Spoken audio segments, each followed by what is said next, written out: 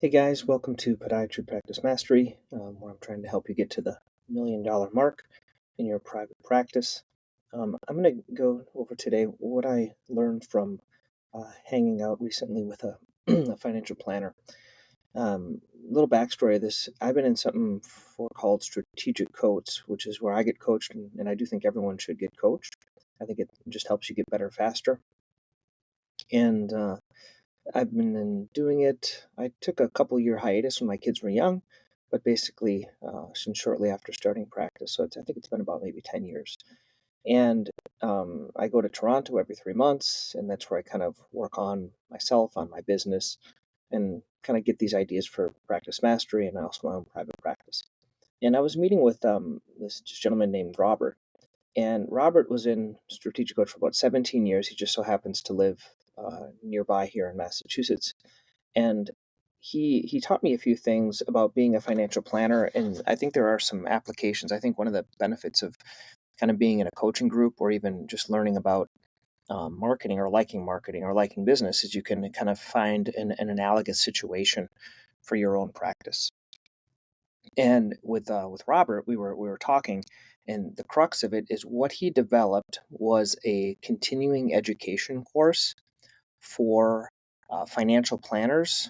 I'm sorry, for accountants, so CPAs and other people like that, like CPAs and lawyers.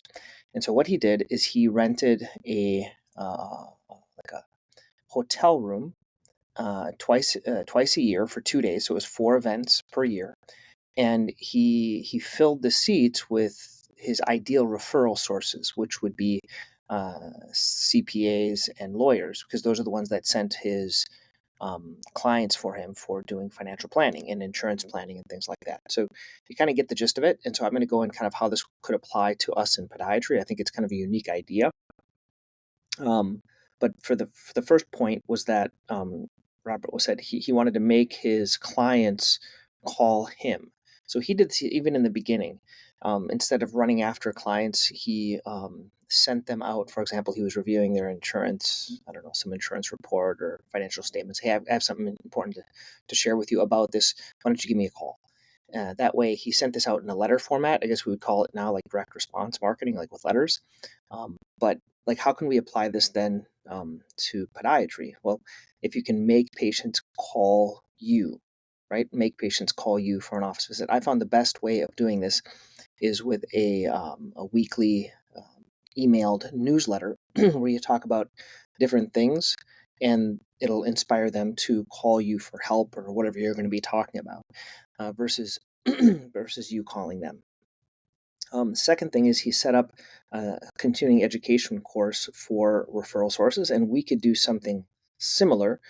I was thinking as I was brainstorming this, I've been working lately on marketing my Swift, this new treatment for warts. And so my thought is, well, what do we know as podiatrists? I'm not saying just for me, I'm even for you. We know podiatry, and we know it better than anyone else, and we could teach a continuing education course to primary cares, pediatricians, maybe even dermatologists. But I was thinking mostly like pediatricians and primary cares and like urgent care doctors put together a course on this. And if we could then give CME credit for this course, I think that would be a good idea. I'm not exactly sure how that's going to pan out. I know some other people do CME for other podiatrists, but this would be something you would do CME for other doctors. Other kind of big point from Robert was improving himself. Like, he's been in this coach for 65 years. One of the best things that when I was talking to them, it's just a real positive guy. He is now going up on 80 years old now.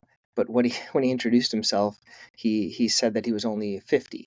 And I said, why are you only 50? He said, well, when I got to 65, I started to count backwards. So I think that's a good point for us. There's really a lot of longevity.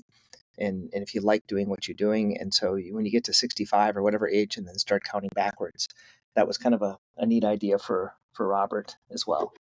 And then another aspect that I was talking to him about is always speaking to what's profitable, and kind of do that and tell stories, make jokes, and have fun and kind of entertainment.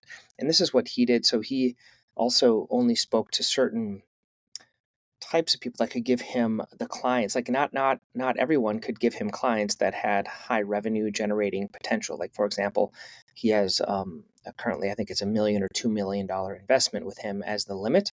And so this would be kind of analogous to us to focus on things that are kind of largest checks, such as Shockwave, maybe Swift, whatever you find that's most profitable for your practice. I know there is the focus on MIS surgery and things like that. That might be the way that you want to do that as well. And then finally, the one thing I admire that I haven't been able to implement this, I'd love to know if anyone else can. I'm still trying to figure out a way how to do this, but he takes off 13 weeks a year. So this is not including the weekends. So he takes the weekends and then he takes off 13 weeks a year. And this is a big component to strategic coach. I'm struggling a little bit how to do this with partners because we're kind of based on what we produce. And if I, taking off 13 weeks, it would reduce my production and revenue. But maybe I wouldn't really care, as I'm thinking about it. But I like that idea of having more time off, and that would mean having other doctors doing the work, right? You'd have other doctors that could fill in, and then or having other staff doing other procedures. That's another thought I've been working on is how can I get like a staff to do my Shockwave for me? That would be a number of visits so that I could see earn revenue from the Shockwave and then see new patients at the same time. But I think having this goal of really taking time off, doing other types of things, maybe having staff do routine care or reduce the routine care. What I found what works best for me is I had initially for a few years a routine day, which was Fridays, and I double booked everyone. So it made it profitable. And then now I've reduced it to a half day. And so we all have kind of our different days of doing that. So we've talked about I've thought about even having like a nail technician that they could do the CariFlex and the Oniflex, and then Onifix, and then having NPs and PAs do kind of all the follow up. I talked to one doctor, she's in Florida, and that's what she does. She sees all the new patients, and then she has a NP or PA that does all the follow up. I'm just kind of giving you guys ways to think outside of the box. And then for me, I think I mentioned this before, but my biggest kind of leverage component has been using a scribe. That really has helped me improve my revenue. So if I can find other people to do other things and then continue to do some scribe, I think that's going to be the best option. But anyway, these are some of the key takeaways from chatting with Robert. Love to know your insights or your ideas. If you are not part of the Practice Mastery Academy, let me know. Go to podiatrypracticemastery.com. Get some of my resources that's on there and consider joining. I think that would help you get your practice and personal production past the $1 million mark. Okay, thanks.